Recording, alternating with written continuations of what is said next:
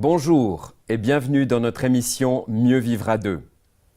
Aujourd'hui, nous allons nous attaquer à un sujet qui n'est pas facile, c'est la question des finances. Les finances, on en rêve tous de façon positive. Ce module vous est proposé par Antenne Couple. Oui, quand on parle d'argent, l'argent, on aimerait qu'il coule à flot, qu'on puisse le palper, que ce ne soit pas un objet de difficulté ni individuellement, ni en couple. En fin de compte, au niveau du couple, on rêve d'avoir des vacances, on rêve d'avoir des moments où on est bien ensemble, où on pourrait simplement se détendre et ne pas penser à son porte-monnaie. Il arrive d'ailleurs parfois que les finances, ce n'est pas un sujet qu'on évoque avant la vie commune en couple. Chacun a sa gestion, son budget. Parfois c'est bien, parfois c'est un petit peu plus catastrophique, mais disons c'est assez tabou. Et en fin de compte, la première chose qu'on imagine, c'est un beau mariage. Le mariage, on va le préparer, on va le budgéter, on va essayer de faire de beaux moments, de prévoir des belles choses. Et quelquefois, il faut dire quand même, quand on se réveille après le mariage, c'est un petit peu la déconvenue.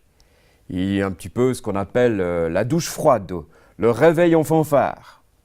Alors, finalement, dans le mariage, est-ce que l'un va être économe et l'autre dépensier? Ici, vous voyez une femme économe qui va tenter d'essayer d'économiser sur ses vêtements, sur ses dépenses de cosmétiques. Mais monsieur, lui, alors, il est très prodigue. Il aime les belles bagnoles, il aime dépenser sans compter. Mais ça peut être le contraire. On peut trouver un homme économe, un petit peu regardant, comme on dit quelquefois, et une femme dépensière. Donc, vous voyez que dans un couple, en réalité, c'est pas tout simple. D'ailleurs, si on veut bien, c'est même bien qu'il y ait l'un d'eux qui soit un petit peu plus économe et l'autre un peu plus dépensier. Ça veut dire qu'ils vont s'équilibrer. Imaginez deux personnes qui seraient juste radins. Alors, on va parler d'un couple pingre. Et puis, si les deux sont dépensiers, c'est la catastrophe financière au bout de 2 semaines ou 1 mois. J'aimerais vous donner un exemple. Voici un monsieur qui a passablement de moyens financiers et madame qui est un petit peu plus économe. Et voilà que monsieur se met à faire des dépenses inconsidérées.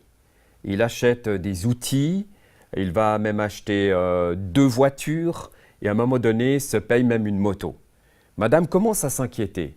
Elle dit « Mais pourquoi tu fais toutes ces dépenses ?» C'est un petit peu quelque chose qu'on pourrait appeler des dépenses compulsives. Et monsieur dit « Mais on a les moyens. » Madame lui dit simplement « Mais on n'a pas besoin de tout ça. On a ce qu'il faut à la maison, on a une voiture, ça suffit, on n'a pas besoin d'une deuxième, et d'autres choses ainsi. » Et monsieur continue les dépenses. Il va se trouver là un gros conflit de couple parce qu'ils ne se sont simplement pas mis d'accord par rapport au fait que l'un est trop dépensier et puis l'autre est peut-être un petit peu a trop peur finalement de dépenses excessives. Et là, typiquement, nous avons l'exemple d'un couple où la disparité est trop grande. J'aimerais vous raconter une autre histoire de couple. Voici monsieur et madame qui se présentent, ils ont de graves problèmes, des conflits, ils n'ont plus de sexualité et quand on élargit un petit peu la question, on se rend compte que c'est un problème de finances. Que se passe-t-il? Monsieur a un bon salaire, gagne donc très bien sa vie, madame petit salaire, mais elle est très dépensière. Et donc en fait, elle va régulièrement dans les magasins, elle s'achète des habits, des cosmétiques, et elle fait des trous dans la caisse. Alors monsieur s'inquiète bien sûr parce que c'est lui qui tient les comptes et puis il voit ces trous, ces factures qui n'en finissent pas et chaque mois il comble les trous. Mais alors, il n'a plus confiance en sa femme. Et sa femme lui dit « Mais j'ai encore besoin chérie, est-ce que tu peux m'avancer, etc. J'ai vraiment envie de, etc. » Et donc en fin de compte, le trou va se creuser. Et quand ils viennent, ils n'ont plus envie de rien. Ils n'ont plus envie de parler, etc. Donc, nous allons travailler ensemble. Et la première chose que je vais leur proposer, c'est justement de faire un budget. De voir ce que madame peut dépenser, ce que monsieur peut combler ou non. Et finalement, je vais lui proposer de fermer les robinets, d'arrêter de combler ces trous. C'est-à-dire quand madame est au bout de ce qu'elle peut dépenser, il n'y a plus d'argent. Et madame est d'accord. Donc finalement, on va un peu indépendantiser le système et ne pas permettre que madame s'enfonce dans ses dépenses récurrentes. Ce qui va se passer, c'est extraordinaire. Le couple retrouve une confiance l'un dans l'autre et finalement vont retrouver des relations sexuelles. CQFD, c'était ça qu'il fallait démontrer et finalement, ils l'ont fait très facilement. Ils étaient très heureux de retrouver leur complicité. Alors, notre propos ce matin, ça va être de dire comment faire pour être sur la même longueur d'onde. Comment faire pour bien vivre ce thème des finances. Alors, par exemple, on peut participer à un bon séminaire de Earl Pitts, qui nous montre effectivement comment bien gérer son budget ensemble. Et on y apprendra, entre autres, comment donner la dîme à Dieu, pourquoi payer la dîme, pourquoi donner abondamment. Ce côté-là, en tout cas, sera très bien expliqué. Mais est-ce que c'est suffisant pour bien s'entendre financièrement? Parce que finalement, quand on parle de finances, c'est tout un processus de couple. C'est quelque chose qui nécessite un approfondissement et nous aimerions vous proposer quelques pistes. Parce que la question des finances, ça nous rattrape à tout moment de la vie. On peut parfois être très bien financièrement et soudain se trouver dans la difficulté. Donc, une gestion commune nécessite une bonne manière de comprendre comment l'un et l'autre gèrent son argent.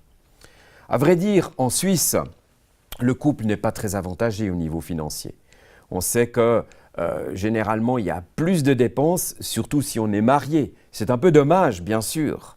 Le pouvoir d'achat, d'ailleurs, est en constante diminution.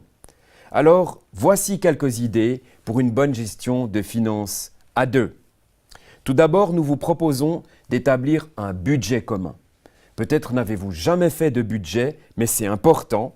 C'est très important de mettre les chiffres sur un papier et puis de discuter ensemble pour équilibrer entre revenus et dépenses. Avec tous les détails d'ailleurs du budget.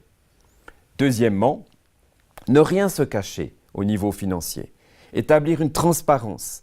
Ça veut dire en fait ne pas cacher des petites sommes ou faire des dépenses importantes dont l'autre ne serait pas au courant. Ensuite, gardez une bonne humeur dans ce domaine à risque. Vous avez peut-être remarqué que si vous commencez à discuter en couple, l'un d'eux va se crisper en disant « Oh là là, mais on dépense trop, c'est affreux !» Donc, attention, restons cool, parlons avec bonne humeur de ce sujet. Il faut donc se préparer à éviter des conflits, parce que des conflits, il y en aura. Quand tout d'un coup, il ne reste plus grand-chose dans la caisse, vous imaginez les tensions. Vous les avez d'ailleurs peut-être déjà vécues. Donc ça signifie aussi être réaliste dans le calcul des dépenses. Il faut faire attention, prendre le temps, voir ce qu'on peut dépenser ou éventuellement économiser. Et puis, bien sûr aussi, trouver un très bon système de caisses communes. Les caisses communes, c'est important parce que ça permet d'alimenter, de faire toutes les dépenses qui concernent le couple. Mais c'est aussi important finalement de chaque fois avoir quelqu'un, un petit dépôt par personne qui permet au fond d'avoir une petite autonomie individuelle. D'autre part, dans un siècle où on est friand de crédit, de prendre des crédits, soyons réalistes avec les emprunts. Parce que quelquefois, on prend des crédits avec une carte de crédit ou d'autres choses plus importantes parce qu'on aimerait bien dépenser quelque chose immédiatement.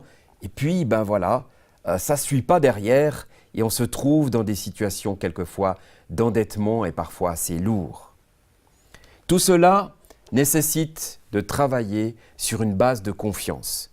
Et la confiance, elle se donne, elle se reçoit. C'est une question de communication, mais c'est plus que ça. C'est aussi une décision qu'on va se faire confiance. Si nous avons travaillé les éléments dont nous avons parlé avant, ça va marcher. Ça va vous permettre effectivement de vous dire « mais oui, nos finances, elles seront saines ». Et puis bien sûr, nous voulons dire qu'il s'agit de placer les finances sous le regard et la protection de Dieu. Parce qu'en fin de compte, c'est à Dieu qu'appartiennent l'or et l'argent. Et il est le grand patron de tout. Donc, Notre proposition, c'est vraiment de ne pas vivre le thème des finances de façon indépendante. Il s'agit au contraire de profondément mettre Dieu dans le coup par rapport à toutes nos dépenses. Vous avez une grosse dépense à faire? Eh bien, prenez le temps de chercher la face de Dieu, de lui demander est-ce que ça joue? Est-ce que je peux faire cette dépense importante à acheter une nouvelle voiture ou peut-être faire un emprunt pour un appartement ou des choses également peut-être plus minimes, des choses dont on avait envie depuis longtemps. Et puis bien sûr, en cas de difficulté, de mésentente, d'endettement, il faut demander de l'aide. Parfois, le sujet des finances est tellement tabou dans les couples et dans les familles que nous hésitons à en parler à l'extérieur. Il y a des bons conseillers financiers. Il y a des gens qui peuvent nous donner réellement des conseils utiles par rapport à des économies à faire ou des remaniements complets concernant nos finances. Alors, un petit résumé. Eh bien, il y a un certain nombre d'erreurs à éviter et donc ces erreurs, vous les voyez sur le tableau. C'est vraiment de faire un budget ensemble et de ne pas faire des budgets séparés. C'est de parler ensemble et de ne pas se cacher des choses et d'autres choses ainsi. Alors, prenez le temps de beaucoup communiquer au sujet des finances. Et puis, encore une fois, si vous êtes découragé, il est bon de confier vos finances à Dieu. Parce que réellement, Dieu va vous permettre de mettre de l'ordre là-dedans. Et j'aimerais vous encourager à prendre le temps de prier par rapport à chaque élément de vos finances. Pour terminer, nous vous invitons à remplir un questionnaire. Ce questionnaire, il est très simple. C'est vraiment une sorte d'entente au sujet des finances. Remplissez-le chacun de votre côté, puis prenez le temps d'en discuter ensemble. Et vous verrez qu'en fait, vous arriverez à vous mettre d'accord sur plein d'éléments. Nous vous souhaitons bon courage pour ce thème difficile et plein succès dans le domaine de vos finances.